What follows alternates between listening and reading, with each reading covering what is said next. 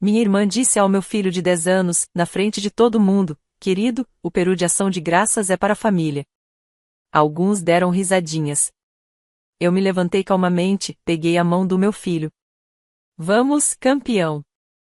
Na semana seguinte, postei fotos da nossa viagem às Bahamas Resort de primeira classe, mergulho com snorkel. Total, $23.000. Minha irmã ligou em pânico. Como você pode pagar por isso? Eu respondi: fácil. Parei de pagar a sua hipoteca. Quando minha irmã se inclinou sobre o meu filho de 10 anos e o chamou de querido, meu garfo já tremia sobre o prato. Querido, ela disse, alto bastante para toda a mesa ouvir. O peru de ação de graças é para a família. Ela puxou a travessa para longe dele como se ele estivesse alcançando um enfeite de mesa, não um jantar. Alguém fungou uma risada. Um dos meus tios soltou aquele risinho curto e apertado, o tipo de riso que as pessoas dão quando sabem que não deveriam rir, mas também não querem ser as únicas a não rir. Minha mãe baixou os olhos para a taça de vinho. Meu pai continuou fatiando o peru, fingindo que não tinha ouvido. Meu filho, Luke, congelou. A mão dele ficou suspensa no ar, os dedos ainda curvados em torno do prato vazio que ele estendia para minha irmã. As orelhas ficaram vermelhas primeiro, depois, os olhos desceram para a toalha de mesa, para o desenho das folhinhas laranja que minha mãe só usava em feriados especiais. Ele não discutiu. Não disse eu sou família. Apenas puxou o prato de volta devagar, encarou a única colher seca de purê que havia nele e engoliu em seco. Eu senti aquela onda quente atrás dos olhos. O peito apertando, como se alguém tivesse passado uma cinta ao redor das minhas costelas e começado a apertar. Meu primeiro impulso foi me levantar e virar a mesa, jogar o peru na parede, gritar até que cada pessoa sentada ali fosse obrigada a se encarar. Em vez disso, fiquei completamente imóvel. Minha irmã, Caroline, riu e puxou a assadeira do peru para mais perto dos próprios filhos. Você pode pegar mais batatas, Luke, acrescentou, como se estivesse sendo generosa. Você já comeu pizza na casa do seu pai esta semana, né? Não está perdendo nada. Luke assentiu rápido. Tudo bem. A voz saiu pequena. Pequena demais para um menino de 10 anos. Olhei ao redor da mesa, esperando que alguém, qualquer pessoa, dissesse alguma coisa. Minha mãe pigarreou.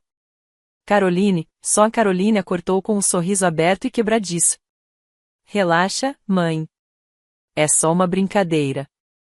Ele sabe que a gente ama ele. Essa palavra, brincadeira, fez aquela coisa estranha que sempre faz na minha família, pega algo cruel e tenta borrifar perfume por cima. As pessoas se remexeram nas cadeiras. Alguém tilintou o copo.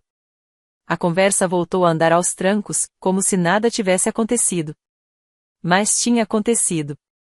Luke ficou encarando o prato como se levantasse os olhos e encontrasse os meus, eu tornaria tudo real dizendo alguma coisa. Empurrei a cadeira para trás. O som arranhou alto contra o piso. Ei, campeão, eu disse, de pé, com a voz mais calma do que eu me sentia. Pega o seu moletom. Ele piscou rápido. A gente vai embora. Estendi a mão para ele. Minha palma estava suando. Vamos. Ninguém disse uma palavra no começo. Então meu pai finalmente levantou os olhos, a faca do peru ainda suspensa no araçã. Qual é? A gente acabou de sentar. Eu não olhei para ele. Luke, repeti. Moletom. Minha irmã riu aquele som curto e afiado que eu conheço há anos, de quando eu sempre fui o alvo. Você vai mesmo embora por causa de peru? Apertei a mão do Luke. A gente está indo embora porque eu não deixo ninguém falar com o meu filho desse jeito.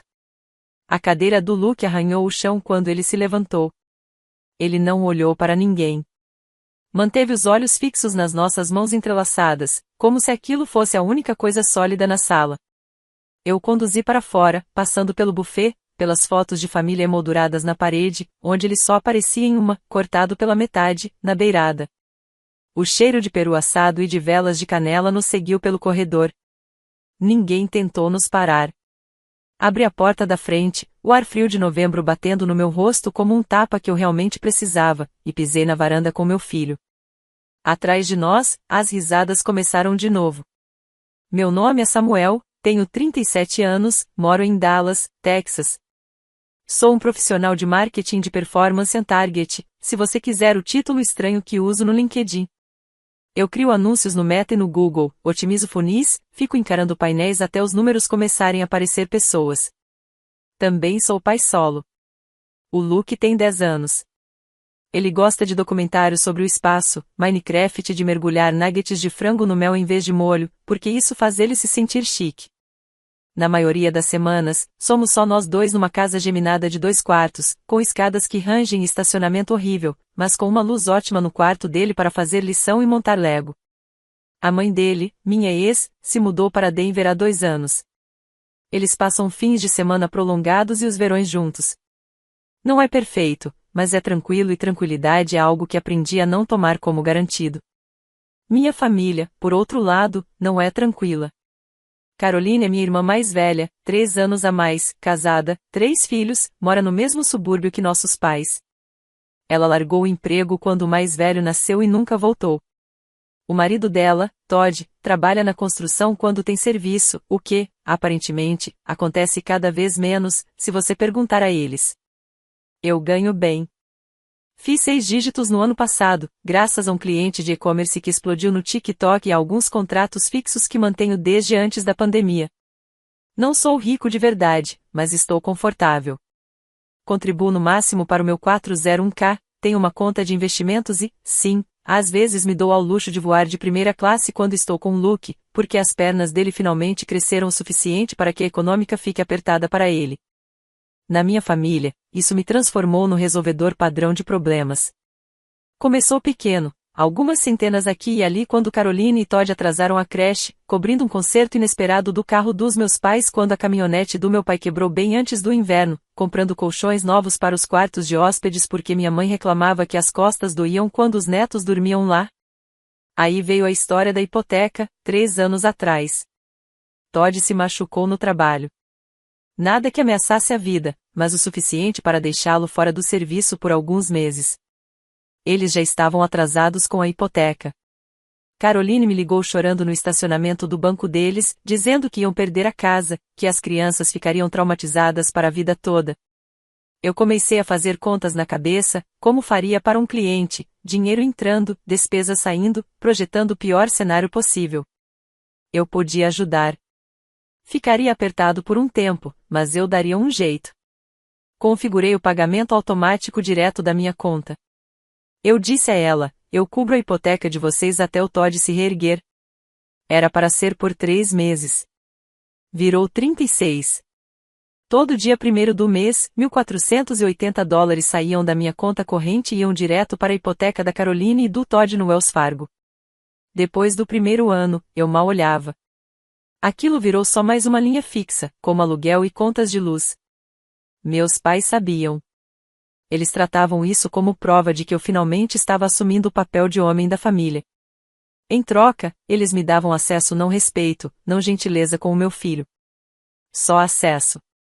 Passamos a ser convidados para tudo, brunch de Páscoa, churrasco de 4 de julho, noites de cinema com os primos, jantares de domingo. O Luke sempre ia. Eu queria que ele conhecesse os primos, os avós, que soubesse como era ter uma família grande. Mas, mesmo antes do dia de ação de graças, havia rachaduras que eu insistia em ignorar. Como no ano em que o Luke fez 8 anos e todos os primos ganharam Nintendo Switch dos meus pais por irem tão bem na escola, enquanto ele abriu um jogo de tabuleiro da prateleira de liquidação e um moletom 2 números maior. Ele vive mudando de casa, minha mãe explicou, quando eu encarei a pilha de eletrônicos na sala. Não queríamos que nada se perdesse no meio da bagunça. Ou na primavera, quando Caroline levou os filhos ao Six Flags com meus pais e esqueceu de convidar o Luke. Depois postou fotos deles comendo funnel cake com a legenda, todos os netos juntos. O Luke estava sentado ao meu lado no sofá quando viu. O rosto dele murchou enquanto contava. 1, 2, 3 primos, e a minha sobrinha bebê no carrinho. Todos os netos? Não, pai. Acho que eles esqueceram que eu existo, ele disse com uma risadinha ensaiada demais para uma criança de 8 anos. Eu dizia a mim mesmo que eles eram apenas descuidados, não cruéis, que não queriam dizer aquilo do jeito que parecia, que, se eu continuasse aparecendo, continuasse ajudando, eles acabariam vendo Luke como totalmente deles. Eu devia ter sabido melhor.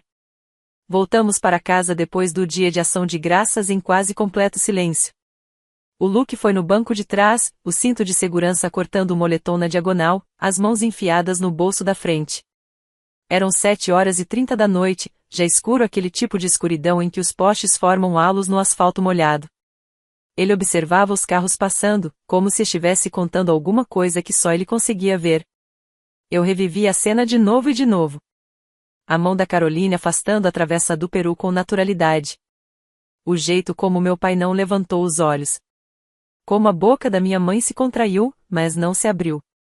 Aquilo não foi um deslize. Não foi uma piada estranha que deu errado. Foi uma linha traçada no chão. Ei, eu disse por fim, com a voz baixa. Tá com fome?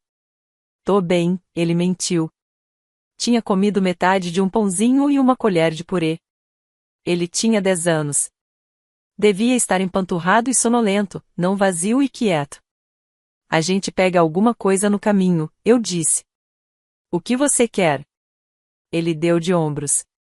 Tanto faz.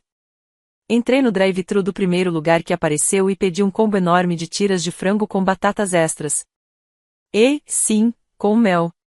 Ele não disse nada até a sacola estar no colo dele. Pai? Fala, campeão. Eu fiz alguma coisa? Eu achei que a tia Caroline gostasse de mim. Minhas mãos se apertaram no volante. Você não fez nada, eu disse. Às vezes os adultos esquecem como ser gentis. Isso não é culpa sua. Ele ficou em silêncio por um momento. O amassar do papel da sacola foi o único som. Os filhos dela são mais família do que eu, né? Aquilo pesou mais do que qualquer coisa que minha irmã tivesse dito, porque não era a primeira vez que ele precisava fazer essa conta. Presentes, fotos, viagens. Ele vinha lendo os dados havia anos. No meu trabalho, a gente fala de sinais de conversão, pequenas ações que, juntas, levam a uma decisão. Cliques, visualizações, rolagens. Olhando para trás, minha família vinha me mandando sinais havia muito tempo. O ano em que meus pais esqueceram o aniversário do Luke, mas lembraram de me avisar que o imposto do imóvel estava vencendo. O jeito como a Caroline sempre o apresentava a pessoas novas como o filho do Sam, enquanto apresentava os próprios filhos como o orgulho da mamãe. A vez em que meu pai brincou, pelo menos seus filhos têm um pai estável. Bem na frente do Luke, depois que minha ex se mudou. Pequenos cortes. Fáceis de ignorar um a um. Fáceis de desculpar quando há dinheiro fluindo na outra direção e anos de história te prendendo a pessoas que acham que pagar contas é o mesmo que amar. 3 meses antes daquele dia de ação de graças, a Caroline tinha me ligado por causa da hipoteca. A gente está pensando em reformar a cozinha, ela disse, como quem pede um café. Já que você já ajuda com a casa, o banco falou que a gente provavelmente consegue refinanciar se você só entrar como fiador. Não, eu disse, sem nem olhar a agenda. Aquilo surpreendeu nós dois. Eu raramente dizia não a ela. Ela riu, insegura. Não ancomenha não agora ou a não ancomenha eu já te mando quase $1.500 todo mês. Não vou atrelar meu crédito às suas bancadas de granito. Ela esfriou tão rápido que dava para ouvir pelo telefone. Uau! Ok. Você não precisa ser grosseiro. Depois disso, as alfinetadas ficaram mais afiadas. Tem gente que se acha melhor do que os outros só porque trabalha no laptop, ela disse um domingo em que eu apareci de jeans em vez de calça de verdade. Ou quando Luke respondeu a uma pergunta sobre a escola, ela revirou os olhos e murmurou, ele fala como um mini adulto. Acho que isso acontece quando o pai não tem vida social. Eu deixava passar. Pelo menos era isso que eu dizia a mim mesmo. Mas o peru, a frase deliberada de Anne é para a família, aquilo não foi uma alfinetada. Foi um golpe. Ela tinha feito aquilo na frente dos filhos dela, dos meus pais, da família inteira. Ela queria que todo mundo visse a hierarquia. Os filhos dela eram os netos legítimos dos Ray e dos Jones. O Luke era o de fora, o convidado, o temporário e eles riram. Essa foi a parte que não me deixou dormir naquela noite. Depois que o Luke finalmente adormeceu, cheio e exausto na cama, eu me sentei no sofá com o laptop aberto. De um lado da tela, uma campanha de Black Friday pela metade, do outro, o meu banco. Colunas de números piscavam para mim: renda, contratos fixos, reembolsos de mídia, pagamento automático da hipoteca $1.480. $1.480. $1.480. $1.480. 36 linhas em uma coluna vertical organizada, voltando 3 anos no tempo, todas acompanhadas daquele só até o Todd voltar a trabalhar. A gente já está quase em dia, você está salvando a gente, irmãozinho. Rolei até a seção de pagamentos agendados e vi: próximo pagamento, 1º de dezembro, $1.480 hipoteca Caroline e Todd Wells Fargo, débito automático. O cursor ficou parado sobre o botão editar. Aquilo não era sobre o peru. Não era sobre um prato. Era sobre o fato de que eu vinha bancando o teto sobre a cabeça de pessoas que tinham acabado de dizer, em voz alta, para o meu filho, que ele não pertencia debaixo daquele teto. Eles ficavam felizes em aceitar o meu dinheiro. Só nunca aceitaram o meu filho. Cliquei em editar. Depois cliquei em cancelar pagamento recorrente. Uma caixa de confirmação apareceu. Tem certeza de que deseja cancelar este pagamento automático? Fiquei ali ouvindo o zumbido da geladeira e o barulho suave do ventilador no quarto do Luke, no fim do corredor. Meu coração batia mais forte do que antes de lançar uma grande campanha. Sim, sussurrei, e cliquei em confirmar. O e-mail de cancelamento chegou na minha caixa de entrada às 23h47. Seu pagamento recorrente para a hipoteca de Caroline e Todd no Wells Fargo foi cancelado. Por 3 minutos, eu só encarei a tela. Depois, por hábito, abri a planilha que uso para controlar minhas finanças pessoais. Cada cliente tinha sua própria aba. Cada mês, sua própria planilha. Parecia qualquer dashboard que eu monto no trabalho. Só que esse era a minha vida.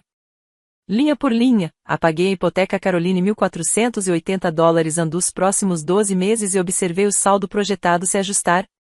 Eu não estava cortando ajuda no acesso de raiva por mensagem. Não estava fazendo ameaças que não pretendia cumprir. Eu estava fazendo o que sei fazer melhor, ajustando o orçamento e deixando os números contarem a história. O dinheiro extra por mês parecia grande maior do que eu me permitirá enxergar enquanto estava no modo automático de resolver tudo. Criei uma nova linha, experiências com Luke $1.200 por mês. Não todo $1.480. Eu ainda tinha metas de poupança, aposentadoria, emergências. Mas $1.200 por mês separados só para nós dois mudava tudo. Abri outra aba, voos. Mais cedo naquele dia eu tinha visto um anúncio. Ironicamente, de um dos meus próprios clientes, uma campanha de retargeting de um resort nas Bahamas, com aquela imagem absurdamente perfeita de um pai e um filho fazendo snorkel sobre peixes coloridos. O Luke tinha pausado a TV para olhar. Isso parece falso, ele disse, meio desconfiado.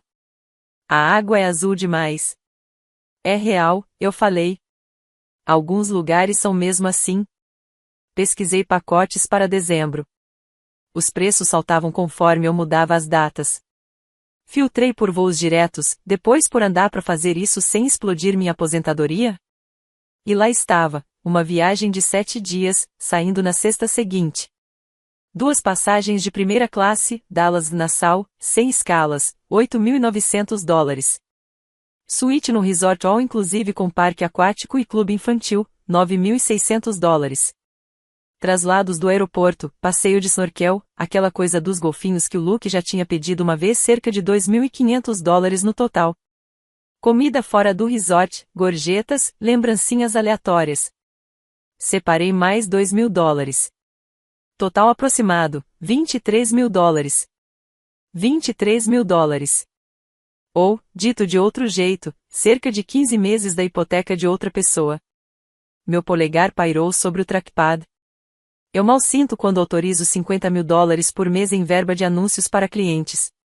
Mas gastar $23.000 comigo e com meu filho, aquilo parecia enorme. Então eu imaginei o Luke naquela mesa, encolhendo dentro do moletom enquanto minha irmã afastava o peru e ria. Pensei nos anos de exclusão silenciosa, nos presentes menores, nos convites que não vinham, nas fotos em que ele aparecia cortado ou simplesmente esquecido.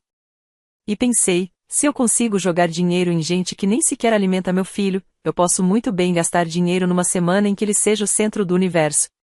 Os dados do meu cartão já estavam preenchidos automaticamente. Cliquei em reservar. A confirmação chegou no meu e-mail um segundo depois. Não contei ao Luke naquela noite. Queria ver o rosto dele de manhã, quando não estivesse cansado nem sensível demais. Ele entrou arrastando os pés na cozinha às 8 horas, o cabelo todo espetado, o pijama de Star Wars um pouco curto demais nos tornozelos. Bom dia, eu disse, deslizando um prato de panquecas pelo balcão. Tenho uma pergunta para você, ele bocejou. Tá. Se você pudesse ir para qualquer lugar comigo por uma semana sem escola, sem trabalho, sem família, para onde iria? Ele piscou, os olhos ficando atentos enquanto a ideia sentava. Qualquer lugar. Qualquer lugar. Ele pensou por uns 3 segundos. Aquele lugar da água azul do comercial, onde eles estavam nadando com os peixes amarelos. Eu sorri. Boa escolha. Virei o laptop na direção dele, com a confirmação da reserva aberta na tela, porque eu meio que já tinha feito isso. Os olhos dele se arregalaram. Espera, é sério? Sério mesmo? É sério. A gente sai na sexta depois da escola. Você vai faltar alguns dias na semana que vem, mas eu já mandei e-mail para sua professora. A boca dele ficou aberta. Isso está mesmo acontecendo? Tá acontecendo, campeão. Ele se jogou ao redor do balcão e me abraçou tão forte que eu quase derrubei o café. Pela primeira vez em muito tempo, o dinheiro que eu estava gastando parecia exatamente certo. Eu não liguei para minha família. Não mandei mensagem dramática em grupo. Só segui com a semana, trabalhei nas campanhas, arrumei as malas, conferi se o Luke tinha bermudas de banho suficientes que realmente servissem.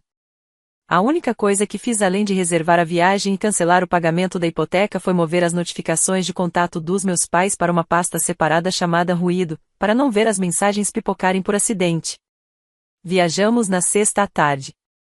O Luke não parava de apertar todos os botões da primeira classe, ajustando o assento para cima e para baixo, sussurrando, isso é loucura, toda vez que a comissária trazia alguma coisa para ele.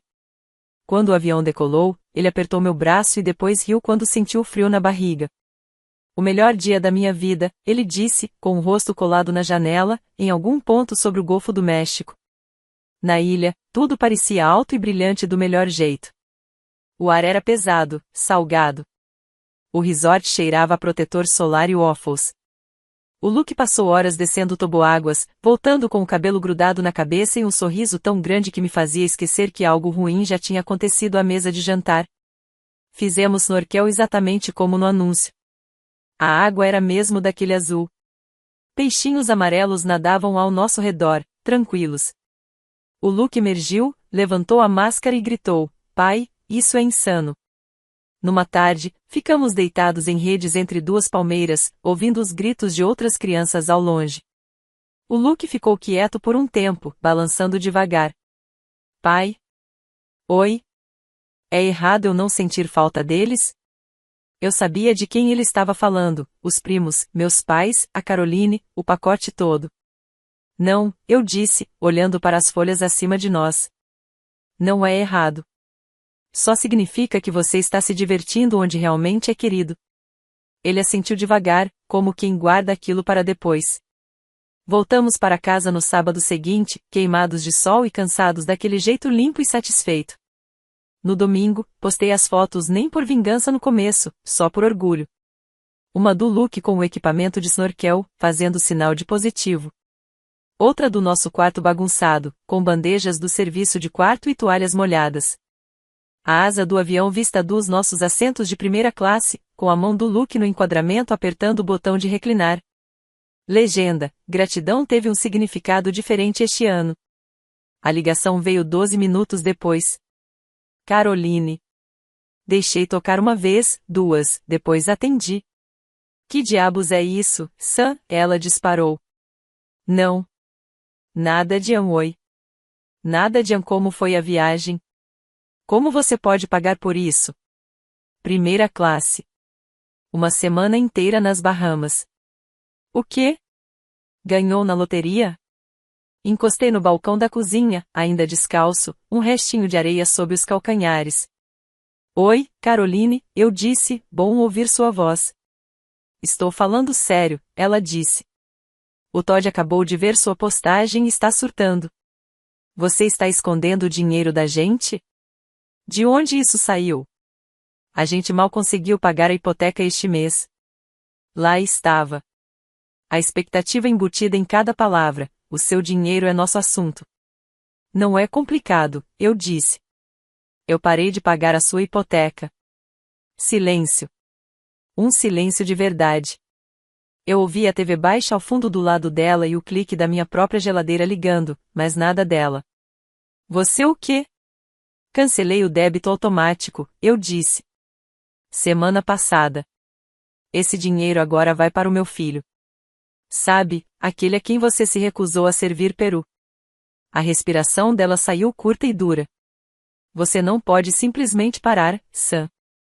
A gente montou nosso orçamento em cima disso. Isso não é problema meu. Você está brincando comigo? A voz dela ficou aguda, fina. A gente vai perder a casa. As crianças vão o quê? Eu cortei, a voz ainda calma. Ter que morar no lugar que os próprios pais conseguem pagar. Eu carreguei a hipoteca de vocês por 3 anos, Caroline. E, em todo esse tempo, você nunca olhou para o Luke como se ele pertencesse. Isso não é verdade, ela rebateu. Eu amo o Luke. Você está sendo dramático por causa de uma brincadeira. Você envergonhou a família inteira saindo daquele jeito. A mamãe está chorando a semana toda. A mamãe pode chorar, eu disse. Ela também pode cozinhar algo além de batatas se quiser que meu filho coma. Mas eu terminei de pagar para sentar numa mesa onde ele é tratado como convidado. Você não pode fazer isso, ela disse de novo. Mas havia outra coisa ali agora, por baixo, pânico. A gente já está atrasado. Se você sair agora, eles vão executar a hipoteca. Pense nas crianças. Eu disse. Estou pensando no meu. Sam, eu não sou o seu banco de reserva, Caroline, eu falei baixo. Vocês estão fora das minhas contas. Vocês vão dar um jeito. Desliguei antes que ela pudesse me chamar de egoísta. As consequências começaram antes mesmo de eu largar o telefone. Caroline inundou minhas mensagens. Eu estava punindo os filhos dela, abusando financeiramente deles e, aparentemente, minha nova namorada tinha envenenado minha cabeça. Eu nem tenho namorada, mas, se tivesse, ela provavelmente teria me mandado correr. Depois, minha mãe ligou. Deixei cair na caixa postal. Sammy, a gente precisa conversar. A Caroline está histérica. O banco está ligando. Você não pode simplesmente cortar o apoio assim. Nós somos família. Família soava diferente agora. Respondi por mensagem, em vez de ligar, eu não vou bancar uma família da qual meu filho não faz parte. Ela respondeu na hora. Eu estava exagerando. Ninguém tinha dito que o Luke não era família. Caroline só tinha feito um comentário bobo. Não jogue fora anos de amor por causa de um peru. Olhei para o Luke no chão, montando uma nave de Lego. A pulseirinha de contas do resort ainda no pulso dele. Não é sobre o peru, escrevi de volta. É sobre 3 anos de vocês mostrando a ele que ele é de segunda categoria. Chega. Em seguida, silenciei a conversa. Meu pai mandou uma única mensagem: sua mãe está passando mal com isso. Eu te criei melhor do que usar dinheiro para controlar as pessoas. Respondi: vocês me criaram para pagar as contas de todo mundo e aceitar qualquer tratamento. Eu estou criando o Luke diferente. Ele nunca respondeu. Caroline passou para as fotos de culpa, avisos de atraso, crianças tristes no sofá, uma foto do banco. Espero que você esteja feliz.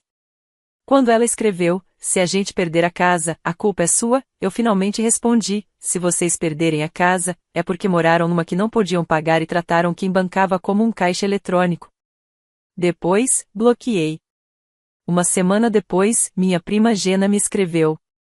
A mãe estava contando para todo mundo que eu tinha abandonado a Caroline, mas esquecia de mencionar a parte em que a Caroline disse ao Luke que ele não era família o bastante para o Peru. Por tudo, a Jenna escreveu, você fez a coisa certa. Eu não tinha percebido o quanto eu precisava que alguém daquela mesa dissesse que eu não estava louca. E o nível de ruído, eu perguntei. Aquela noite, enquanto colocava o Luke na cama, perguntei a ele, tá muito barulho? Ele franziu a testa. Que barulho? Nada, eu disse. Dorme. A casa estava de repente silenciosa, sem o telefone vibrando com emergências familiares. A Caroline não perdeu a casa. Minha mãe acabou admitindo que o banco tinha dado um jeito e que o Todd pegou turnos extras. Em outras palavras, eles se ajustaram como adultos. Não fomos convidados para o Natal. Doeu um pouco quando vi a foto dos pijamas combinando debaixo da árvore dos meus pais. Todos juntos como sempre. O Luke olhou a foto enquanto a gente fazia biscoitos. Eu gosto mais dos nossos pijamas, ele disse, levantando os dele, azul marinho com planetas.